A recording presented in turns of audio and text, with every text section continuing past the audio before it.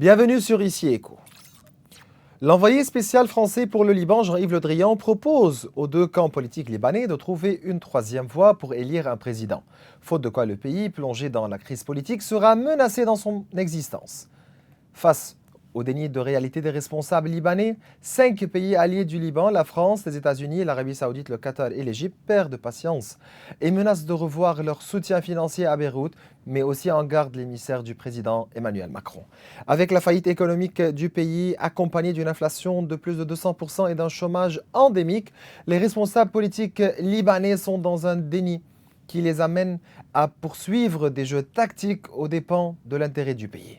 D'autre part, le Conseil central de la Banque du Liban a décidé que l'institution continuera à payer les salaires du secteur public en dollars américains au taux de change de la plateforme Saïrafa, soit 85 500 livres libanaises, au moins pour les 2 mois prochains. La décision du Conseil central repose sur le fait que les 5% supplémentaires que l'employé perçoit en tant que différence entre le taux de change du marché parallèle à 90 000 livres libanaises et le taux auquel la Banque centrale assure les dollars à 85 500 livres libanaises sont destinés à soulager les fonctionnaires. Loin du dossier politique, le Liban finalise sa participation à l'exposition horticole internationale 2023 ou Expo Qatar 2023 qui se tiendra entre le 1er octobre 2023 et le 28 mars 2024 à Doha. Initialement prévue du 14 octobre 2021 au 17 mars 2022, l'exposition avait été reportée à 2023 en raison de la pandémie du Covid-19. Le salon a pour thème Désert vert, meilleur environnement. Cet événement est considéré comme une opportunité importante pour refléter l'image du Liban et pour ouvrir de nouveaux marchés avec la présence de 90 pays exposants. Et cela montre bien l'importance de la nécessité pour les agriculteurs et les industriels libanais de bénéficier de cette précieuse opportunité pour promouvoir leurs produits et leurs idées innovantes.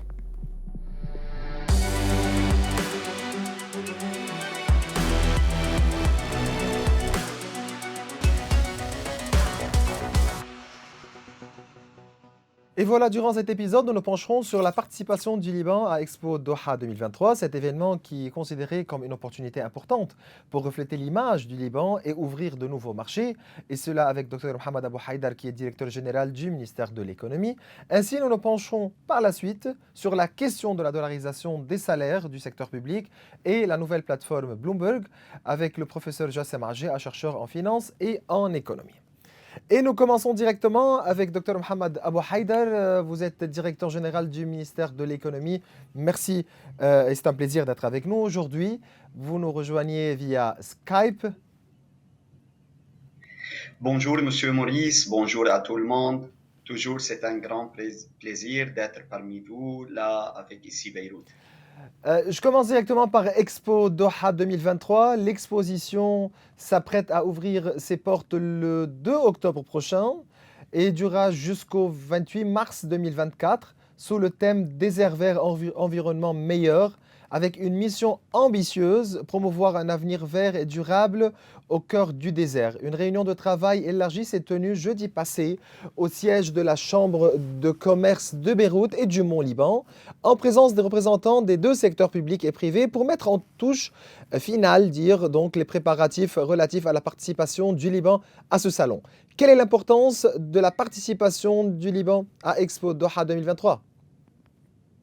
La participation du Liban à Expo Doha 2023 constitue sans doute une opportunité très importante pour le pays, pour promouvoir son économie, même sa culture et sa position mondiale. Il s'agit d'à peu près 80 pays là. Ça dure pour 6 mois, de 2 octobre jusqu'à le 31 mars 2024. C'est une opportunité économique.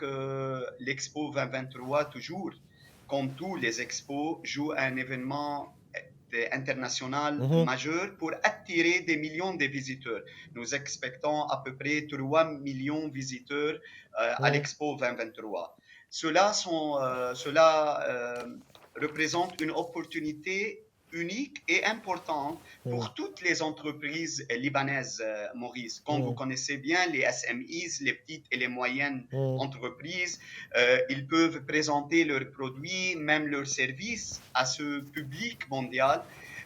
Cette Expo 2023, c'est également une opportunité pour le Liban d'attirer même les investissements mm. étrangers ou proprement dit le FDIs, Foreign Oui. Direct Investment, et même d'augmenter les exportations et de créer des nouvelles Mm, opportunités de travail pour les Libanais pour éviter cette émigration jeune, surtout pour les jeunes.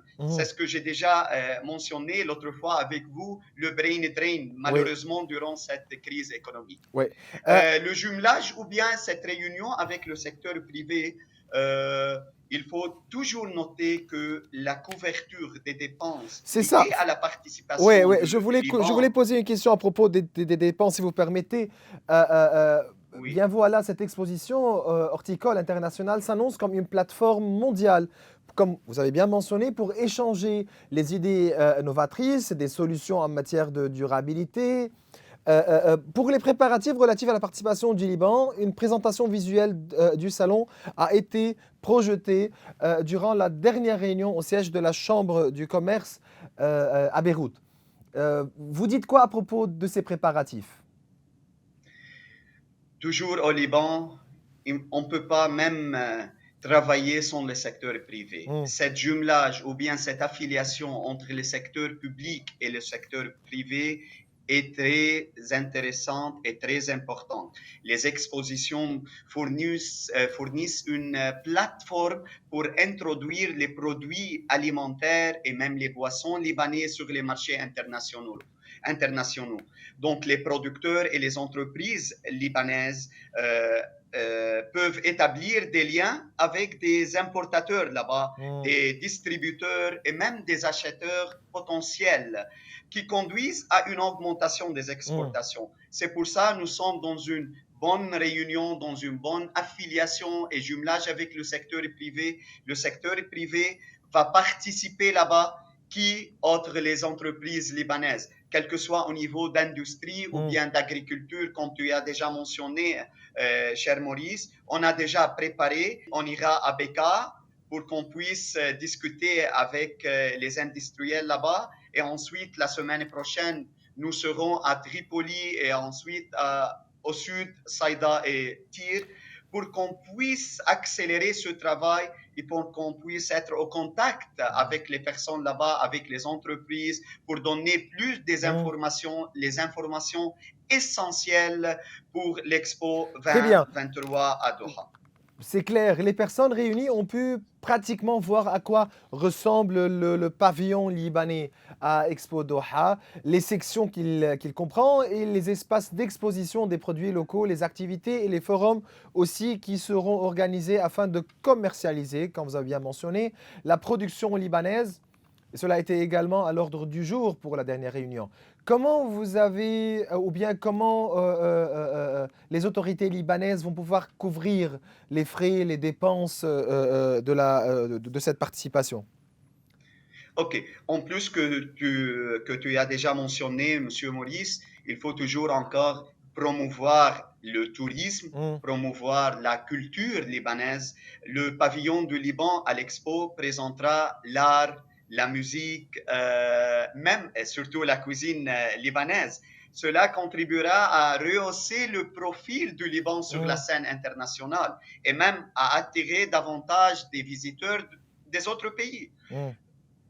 Et donc, Donc, ça la sera un peu similaire, participation, c'est un peu similaire à à la participation du Liban à Expo Dubaï.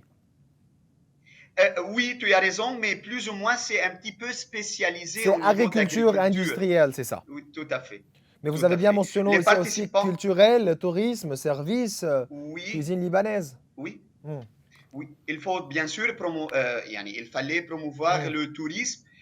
C'est pour ça on a déjà discuté avec le ministre de Tourisme, le ministre de Culture et même le ministre des Informations là au Liban. hmm, En fait, pour qu'on puisse établir un atelier de travail et même nous sommes en train de préparer pour un forum C'est économique ça. là-bas, Je car voulais, le je, B2B, c'est très je intéressant voulais vous poser pour la les... question, si vous permettez. Oui. Le but de cette initiative est d'ouvrir, comme vous avez bien mentionné, des nouveaux marchés.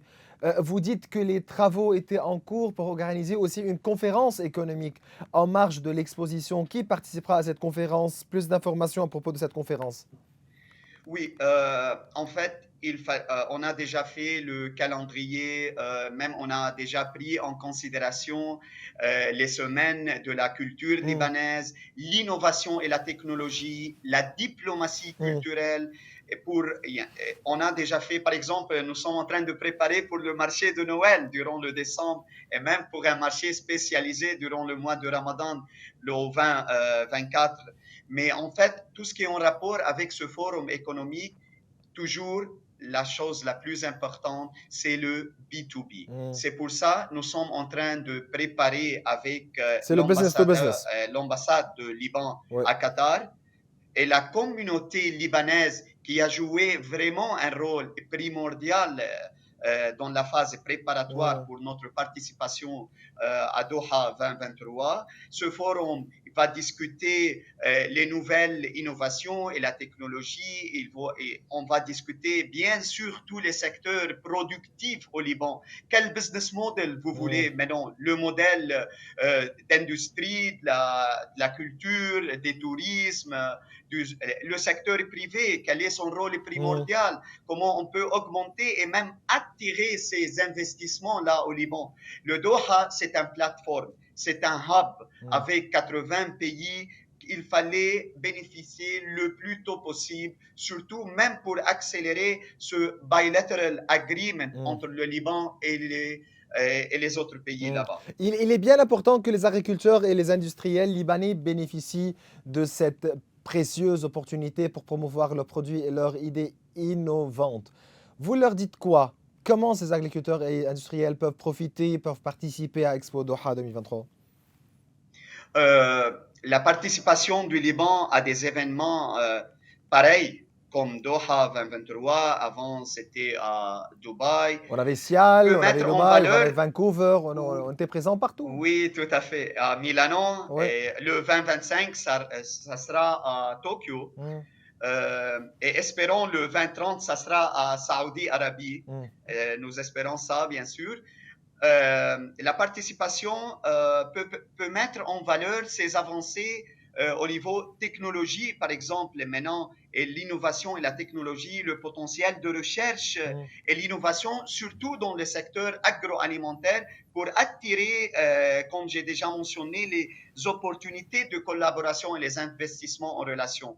Même au niveau de la diplomatie culturelle, le Liban peut utiliser sa participation pour s'engager de plus en plus dans la diplomatie culturelle en organisant des événements, des spectacles, des expositions hmm, qui peuvent promouvoir pour les talents hmm. artistiques et créatifs au Liban. Cela peut favoriser une perception positive et même une bonne volonté au sein de la communauté internationale. Donc voilà, l'objectif d'Expo de Doha 2023 est d'encourager, d'inspirer et d'éduquer sur les méthodes de pointe pour réduire la désertification. L'exposition offrira un forum mondial aux professionnels, aux organisations non gouvernementales, aux décideurs, aux participants pour discuter de la question mondiale et de la désertification aussi. Vous voulez ajouter autre chose, Dr Abou Haïdar, avant de clôturer? En fait, il faut toujours noter que la couverture des dépenses liées à cette participation a nécessité une planification proprement dite, des réunions de travail avec la communauté libanaise au Qatar, avec l'industrie libanaise, avec l'ambassadrice Et voilà, ici, dans il faut notre... saluer aussi Oui, les efforts de l'ambassadrice du Liban du Liban au à Doha, oui. Qatar.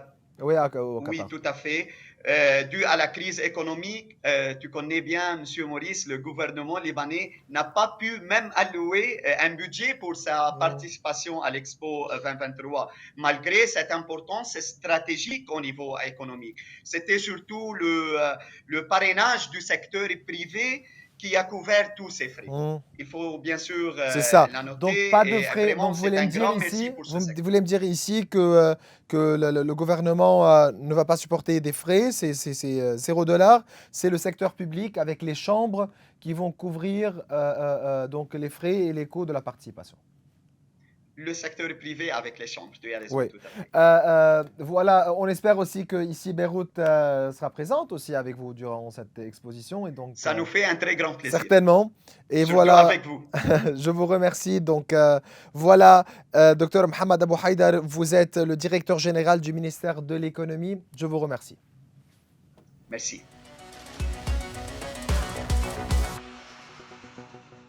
Et nous continuons avec le dossier économique et je reçois le professeur Jassem Rajea. Professeur, c'est un plaisir toujours de vous avoir avec Le nous. plaisir est pour moi, merci. Je commence directement par la décision prise par le Conseil central de la Banque du Liban qui a décidé que l'institution continuera à payer les salaires du secteur public en dollars américains au taux de change de la plateforme Saïrafa, donc 85 500 livres libanaises, au moins pour les 2 mois prochains.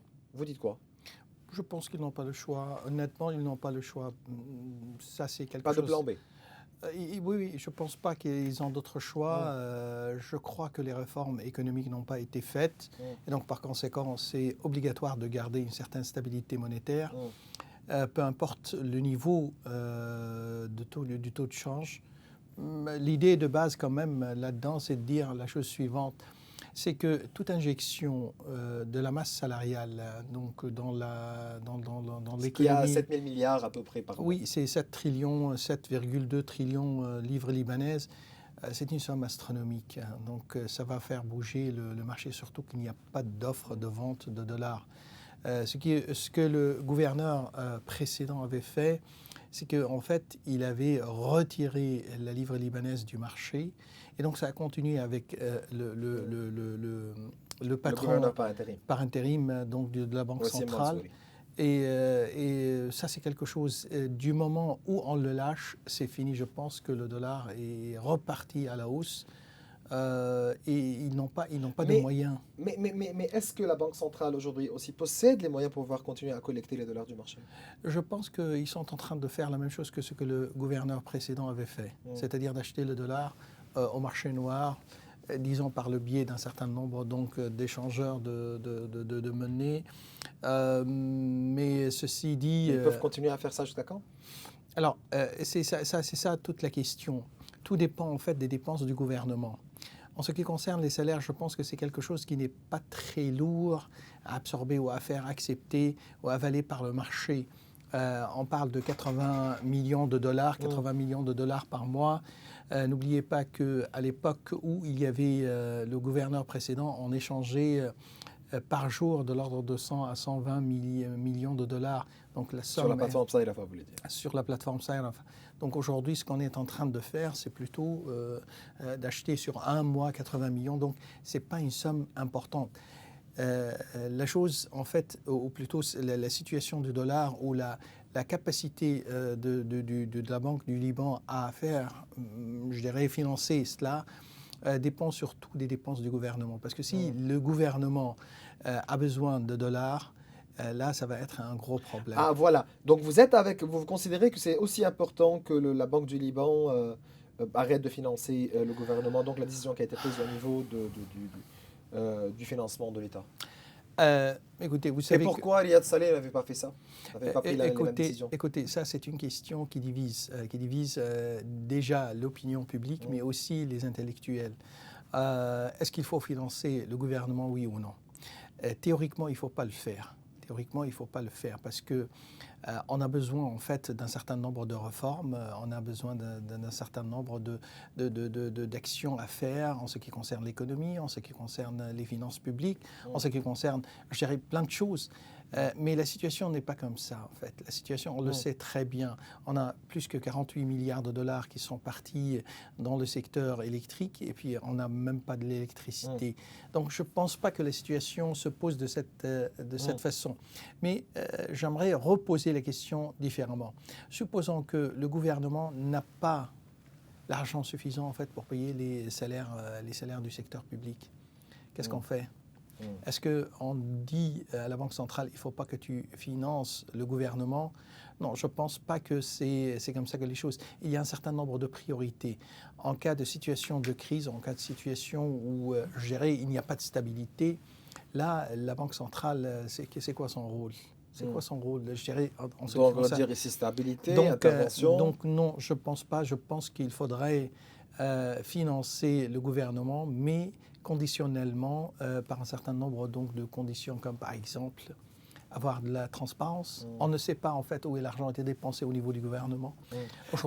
Aujourd'hui, on ne sait pas les recettes, combien valent les recettes. Je laisse certainement une partie de cette discussion en ce qui concerne le budget catastrophique de 2024 et 2023, mais la nouvelle direction de la BNR a bien décidé de supprimer progressivement la plateforme Saïrafa, donc plus de Saïrafa aujourd'hui, et on s'attend à une nouvelle plateforme qui est Bloomberg, qui va commencer d'ici la fin de 2024.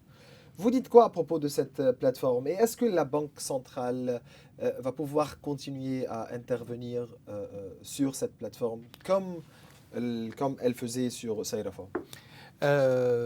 Non, si je commence par la fin, non, je ne pense pas. En fait, la Banque centrale n'a ni les moyens et d'ailleurs ni le plaisir tous les de dollars le faire. vont venir d'où pour expliquer bien cette plateforme, comment elle va fonctionner? Justement. Parce jusqu'à aujourd'hui, ce n'est pas clair. Si vous me permettez, je vais en fait recommencer par le début maintenant. Bloomberg est une plateforme en fait moderne. Elle est basée sur le principe des marchés modernes. Le marché moderne, ça réclame trois choses. Tout d'abord, en réalité, c'est l'efficience au niveau du marché. Il faudrait que le marché soit semi-fortement efficient.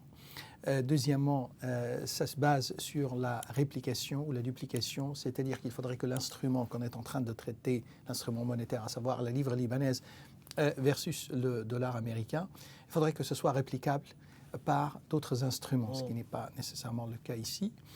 Et puis, troisième chose, il faudrait qu'il y ait une absence d'opportunité d'arbitrage. Alors, ces trois conditions ne sont pas présentes dans notre cas. Donc, vous voulez me dire? Donc, je je dirais, illustrer ça pour les non nécessairement connaisseurs de ce que c'est les marchés financiers. C'est comme si on était en train de mettre, en fait, le body d'une Ferrari sur une Citroën de chevaux. Donc, c'est globalement comme ça. Donc, je pense que la plateforme Bloomberg va souffrir d'un certain nombre de situations assez délicates. Vous pensez qu'avec Bloomberg, on est en train de passer au free floating automatiquement? Obligatoirement. Et dire free floating maintenant, c'est dire quoi? Le taux de change flottant, c'est quelque chose qui... Sans réforme, sans stabilité, sans budget, sans confiance. C'est une aventure, en fait, un tout petit peu non étudiée, à moins qu'il y ait des éléments externes, comme par exemple le fait qu'un pays, un grand pays comme les États-Unis, est prêt à financer un certain nombre de choses. Parce que maintenant, qui va vendre ces dollars sur la plateforme? Personne. Et si ce prix du dollar est inférieur au prix du dollar sur le marché parallèle? Je vais vous dire, prenez en fait les dollars qui se trouvent sur le marché libanais. Vous le savez qu'en grande partie, c'est du liquide. Alors, au moins, par estimation, pas moins que 80% de cet argent est sale. Mais c'est pour ça, donc, à la limite, donc Bloomberg est ici pour pouvoir trouver une certaine solution pour le blanchiment d'argent. Je vais vous le dire. Donc, au moins 80%, c'est de l'argent sale. Ce n'est pas nécessairement pourquoi si je possède. Je vais vous le dire. Je vais vous le dire. Supposez que, en fait, moi, j'ai un billet de $100 qui soit sale. Donc, je viens acheter de vous quelque chose, je vous donne les $100, et puis je prends la chose que j'ai achetée, et vous, maintenant, vous avez une $100 entre vos mains qui est sale, ou à la limite, on ne sait pas d'où est-ce qu'elle vient. Mais la situation, c'est que c'est quand même de l'argent sale. Est-ce que vous pouvez, en fait, le prouver? Donc, l'idée, c'est que vous avez plus que 80% de ce marché qui est de l'argent sale. Cet argent ne va pas aller sur la plateforme Bloomberg parce qu'il y a le pour compliance, que ce ne soit pas étiqueté. Oui. Sûrement. Parce que les banques ici doivent aussi faire leur job au niveau du compliance, au niveau du due diligence. Obligatoirement. Je vais vous dire une chose pour que les gens, au moins qui nous écoutent, comprennent cette situation. Qu'est-ce que ça veut dire l'argent sale? L'argent sale, ça vient de la loi 44/2015. 2015. Donc l'article 1 et l'article 2 ont défini ce que c'est l'argent en fait sale.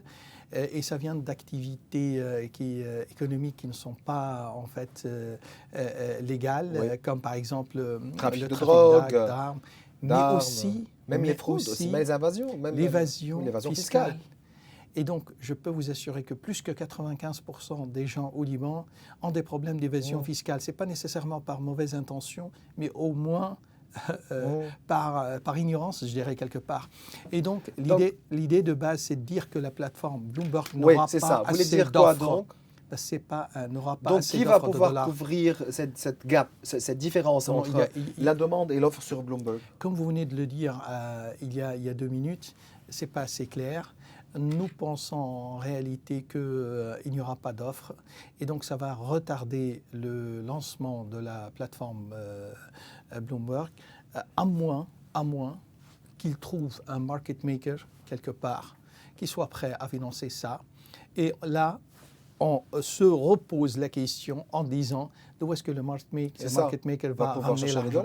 Donc, la situation est assez floue et je pense que c'est si la Banque centrale ne veut pas que le lancement de Bloomberg soit un échec, il faudrait vraiment étudier l'offre. D'où est-ce que ça vient? Oui, mais c'est un peu aussi ridicule de voir les choses seulement d'un angle aussi micro. Parce que ce n'est pas seulement Bloomberg ici ou bien cette nouvelle plateforme qui va trouver la solution de notre problème. Parce que le problème est aussi grand et Bloomberg est une plateforme, peut-être donc une petite passerelle, disons. Oui. Alors, je vais vous dire. Parce que le problème ici, c'est structurel, c'est les réformes, c'est la stabilité politique, c'est la stabilité économique. Exactement, c'est ce qu'on a dit. En fait, on a dit que vouloir trouver une solution monétaire à un problème économique structurel et un problème de financement public. Mais ça, c'est impossible et ça, c'est fou. C'est contre la théorie économique. Mais au niveau du marché parallèle, donc si on continue comme ça, là, donc, on va s'attendre à une flambée du dollar sur le marché. Je vais vous le dire. En fait, ce qui fait peur, plus que cela, c'est au niveau de l'import. Parce que si on limite, je dirais quelque part, l'importation par le volume d'échange sur la plateforme Bloomberg et que le volume soit petit, donc on n'aura pas la possibilité de faire de l'importation d'étrangers. Alors qu'est-ce qu'il faudrait faire dans ce cas? Tout ce qui est en fait illégal, d'importation illégale, ça va se développer et surtout par rapport donc on parle ici de contrebande, on va parler aussi de... Non, mais obligatoirement, et ça va ça ne va pas seulement couvrir, je dirais quelque part, la nourriture, mais pratiquement toutes les dimensions de notre vie, tout ce qu'on consomme comme biens et services, ça va être en fait fait par cette importation illégale. Selon l'approche concernant Bloomberg, le volume des importations du Liban qui s'élève à 1,6 milliard par mois sera repérable sur la plateforme. Et donc voilà, constituera donc une bonne conduite du Liban face aux organismes internationaux de lutte contre le blanchiment d'argent et le financement du terrorisme. Alors, partons d'une situation d'équilibre actuellement. Et supposons que les milliards et quelque chose donc, sont propres, c'est de l'argent propre et soient assurés. Je vais vous poser les questions, et ça c'est à l'opinion publique aussi. Supposons qu'on a une hausse de la demande qui vient en fait à travers les frontières. Comment on va la couvrir? Supposons par exemple qu'il y a une hausse du prix de l'essence en Syrie. Qu'est-ce qui va se passer ici? Maintenant, il y a une crise de médicaments en Syrie aussi. Donc par exemple. Donc l'idée, c'est de dire la chose suivante. On ne peut pas contrôler réellement en fait ce qui se passe sur la plateforme Bloomberg sans un contrôle des frontières. Je parle du point de vue économique pur. En fait, je ne fais pas rentrer la partie politique là-dedans.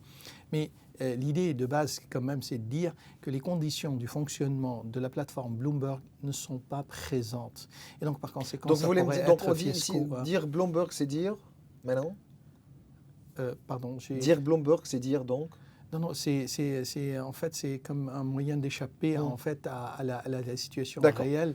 La situation réelle, c'est les réformes structurelles Ça, c'est clair. réclamées, mais c'est aussi en fait le contrôle des frontières.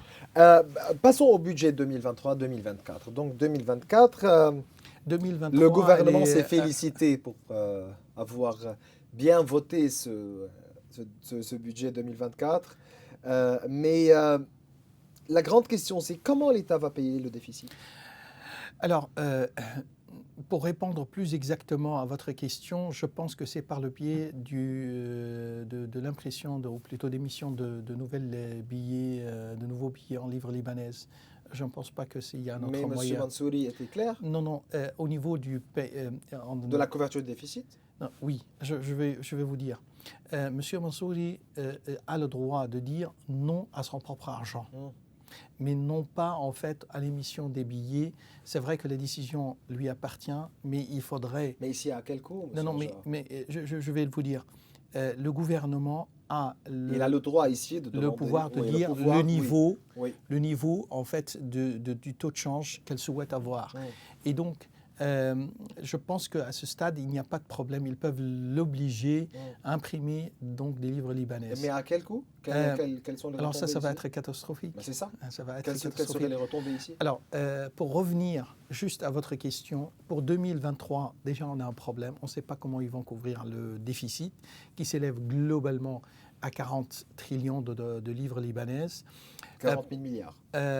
Pour 2024, alors là, c'est vraiment, en fait, je ne sais pas si je suis désolé pour ce que je vais dire, mais je ne sais pas si, en fait, le pouvoir est en train de se moquer de la population ou du Fonds monétaire international. Je ne sais pas, mais vous comprenez très bien que vous avez en fait lancé un projet de loi du budget juste pour faire plaisir au Fonds monétaire international, ni plus ni moins. Et vous le savez très bien que c'est intenable comme budget. Vous ne pouvez pas le financer. Vous ne pouvez pas en fait réaliser réellement je dirais quelque part, les entrées attendues dans ce budget. Donc, je ne sais pas comment on va le faire. Il y a 3 choses, je pense qu'il faudrait les mentionner. Premièrement, ils n'ont pas résolu le problème de la dette publique et par extension, le problème des dépôts bancaires. Ça, c'est obligatoire. Il faudrait s'attaquer à ce problème. Et donc, un budget qui ne contient pas une solution pour ce problème, à mon sens, ce n'est pas un budget tenable. Deuxièmement, comment le gouvernement s'attend en fait à réaliser tout ce qu'il y a comme recettes au niveau de ce budget, alors que les frontières en fait sont ouvertes. Mais c'est ça. Donc, mais vous avez bien mentionné un budget qui passe à 40 000 milliards de livres libanaises, tout en prenant en considération que l'État va être capable de récolter toutes les recettes bien mentionnées, attendues. Et ça, c'est impossible. C'est impossible, à mon sens, parce qu'il y a, dans cette situation, dans une économie normale, dans un pays normal, déjà quand on fait monter les impôts et tout ce qui est comme fees, obligatoirement, il y a de l'évasion fiscale. Alors, qu'en est-il pour un pays où ses frontières sont ouvertes et où, en fait, l'évasion fiscale est tellement importante que d'après, je ne sais pas, en fait, une étude qui a été faite par une équipe du FMI, elle dépasse les 60%, en fait. Et ça, c'est catastrophique. Et ça, c'était bien avant, en fait, il y a une dizaine d'années. Vous pensez qu'une bonne gouvernance peut trouver une solution, peut être une bonne solution donc pour la contrebande, pour l'évasion fiscale, ou bien c'est une décision aussi politique ici? En fait, en réalité, c'est ce que je viens de dire. Ils sont en train de penser, il y a quelqu'un qui est... Au moins, on lui demande de faire ça, hein, c'est pas, on ne l'attaque pas, mais de toute façon, l'approche, elle est bornée. C'est une approche bornée, en fait, pour préparer un budget. Il prend des tableaux, et puis voilà, ce quelqu'un est en train de faire des... C'est un papier comptable. Sans vision? Sans vision, sans rien du tout. Comme je l'ai dit avant, on ne peut pas résoudre en fait un problème aussi grave que ça, structurellement grave, et surtout qu'on sait que la politique il y a une ingérence extrêmement importante. Il me reste 2 minutes, voilà, le temps court vite avec vous.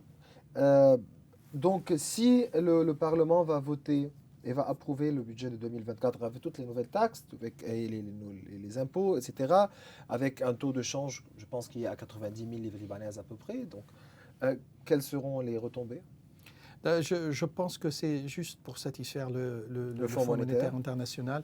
Parce que le Fonds monétaire international, je crois... Il faut faire tout pour satisfaire toujours le Fonds monétaire. Dans sa logique, il vaut mieux avoir un mauvais budget plutôt que de ne pas avoir un budget. Professeur Aja, il faut parler avec le Fonds monétaire, il faut négocier avec le Fonds monétaire. Il n'y a personne, il y a des exécuteurs. Si vous avez M. Saradéché, mais c'est un exécuteur, en fait, ni plus ni moins. Qui travaille pour qui? Pour le gouvernement? Alors, j'en sais rien, je ne vais pas parler au niveau personnel, je respecte sa personne, mais je ne pense pas qu'il défend les intérêts libanais. Aujourd'hui, il y a un comité qui est responsable de négocier avec le Fonds monétaire et ne pas dire non, voilà, on est en train d'exécuter seulement ce qui est... C'est one-man show, ce qui est en train de se faire. Et la star, je dirais quelque part, c'est M. Chami. Comme je vous ai dit, ça a bien commencé aussi avec M. Hassan Diab. Hein. Oui, absolument, absolument. Donc l'idée de base, c'est de dire que je reprends une expression d'un journaliste qui dit tout simplement: nous avons besoin d'hommes qui n'ont pas de compte à l'étranger. Et donc c'est comme ça, et c'est le seul moyen en fait de faire avancer les choses. Professeur Jassem Hadji, c'est toujours un plaisir de vous avoir. Le plaisir est pour moi, merci. Mes chers téléspectateurs, vous pouvez revoir tous nos épisodes sur nos réseaux sociaux. Au revoir.